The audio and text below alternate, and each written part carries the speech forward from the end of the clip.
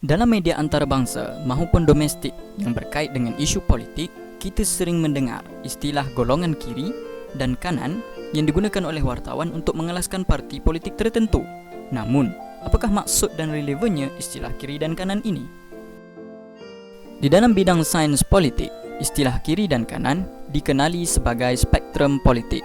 Ia merupakan pengelasan dan pembahagian berdasarkan ideologi yang dibawa oleh parti politik tersebut. Model ini adalah antara model spektrum politik yang paling lama digunakan.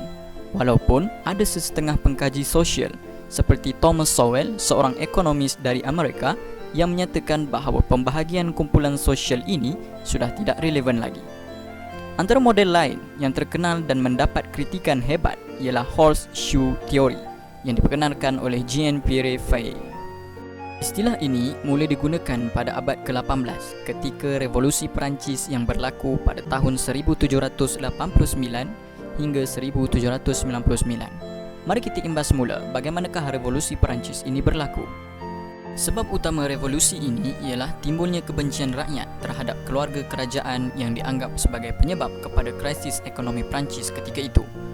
Walaupun pada asalnya krisis ini berpunca daripada pembiayaan yang banyak semasa Perang 7 tahun melawan Inggeris dan membantu Amerika, namun sikap Raja Louis yang ke-14 dan isterinya yang suka berbelanja secara mewah menyebabkan Perancis berada di ambang muflis sekaligus membangkitkan lagi kemarahan rakyat.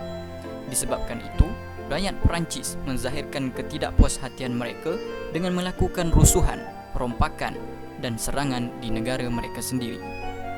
Dipendekkan cerita, berlakulah peristiwa-peristiwa dan fasa yang menyaksikan kebangkitan rakyat Perancis untuk menentang sistem absolut monarki Perancis pada ketika itu. Dalam fasa-fasa tersebut, rakyat Perancis dipecah kepada 3 kumpulan yang berasingan. Golongan pertama ialah kaum bangsawan ataupun digelar sebagai aristokrat. Golongan kedua ialah pendeta dan agamawan. Manakala golongan ketiga ialah rakyat marhain yang terdiri daripada petani dan buruh. Semasa French Constitutive Assembly berlaku perdebatan dan ketidaksetujuan antara 2 kumpulan.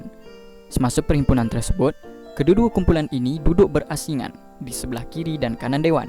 Kumpulan yang duduk di sebelah kanan berpendapat hak raja-raja seperti kuasa veto perlu dipertahankan. Kebanyakan mereka ini adalah golongan bangsawan dan agamawan. Antara sebabnya ialah mereka ingin mengekalkan hak istimewa yang ada pada mereka semasa pentadbiran monarki tradisional. Manakala, kumpulan yang berada di sebelah kiri pula berpendapat kekuasaan raja harus dikurangkan. Kumpulan ini terdiri daripada golongan rakyat biasa, petani dan buruh. Di dalam perhimpunan ini, mereka meluahkan rasa tidak puas hati mereka yang selama ini ditindas oleh pemerintah sejak sekian lama. Maka, dari peristiwa inilah timbul istilah golongan sayap kiri dan sayap kanan. Sayap kiri bersifat progresif dan ingin melakukan perubahan, manakala sayap kanan pula adalah konservatif ataupun ingin mempertahankan keadaan sosial yang sedia ada. Perbezaan antara sayap kiri dan kanan dapat dilihat dalam pelbagai konteks sama ada ekonomi, sosial, agama, budaya dan dasar membuat polisi. Misalnya, dalam konteks ekonomi, golongan yang berada di kiri cenderung untuk memperjuangkan konsep sama rata di kalangan rakyat. Segala hasil bumi dan keuntungan negara perlulah dibahagi sama rata kepada setiap rakyat, terutamanya golongan yang miskin. Dalam erti kata lain, penekanan seperti cukai dan sebagainya perlu ditingkatkan bagi golongan yang kaya. Kerajaan perlu campur tangan dalam isu ini dan tidak hanya membiarkan golongan kaya terus kaya dan yang miskin terus miskin.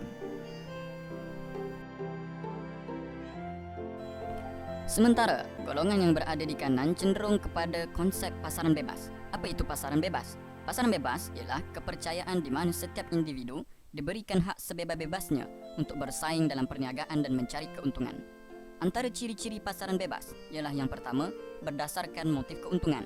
Yang kedua, kurang penglibatan daripada kerajaan. Dan yang ketiga, persaingan.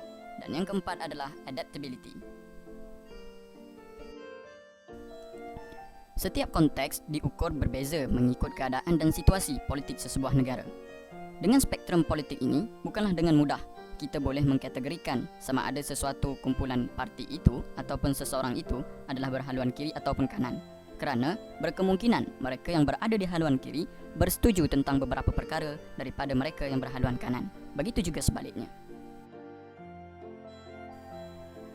Di dalam spektrum politik kiri dan kanan ini, kita akan dapati golongan yang berada di kiri terdiri daripada mereka yang berideologi sosialis, komunis dan lebih dahsyat atau dikenali sebagai far left, iaitu anarkis. Manakala di sebelah kanan pula, ia didominasi oleh mereka yang berideologi konservatif, kapitalis, monarkis, imperialis dan yang paling melampau, iaitu far right, dikenali sebagai fasis. Di manakah kedudukan liberal? Sebenarnya, liberal mempunyai banyak pecahan dan jenis. Secara umumnya, ia terbahagi kepada dua. Ada yang duduk di sebelah kiri spektrum politik, iaitu left libertarianism, dan yang duduk di sebelah kanan dikenali sebagai right libertarianism. Konsep mereka sama, namun penafsiran terhadap keadaan sosial yang berbeza. InsyaAllah, di perbincangan yang akan datang, kita akan membincangkan lebih mendalam tentang setiap ideologi politik ini. Sampai di sini dahulu perkongsian kita. Terima kasih kerana menonton. Semoga perkongsian ini serba sedikit membantu untuk memahami tentang apakah itu sayap kiri dan kanan. Sekiranya anda ada cadangan yang menarik untuk kami kupaskan, sila nyatakan di ruangan komen. Jangan lupa tekan butang subscribe dan share. Terima kasih.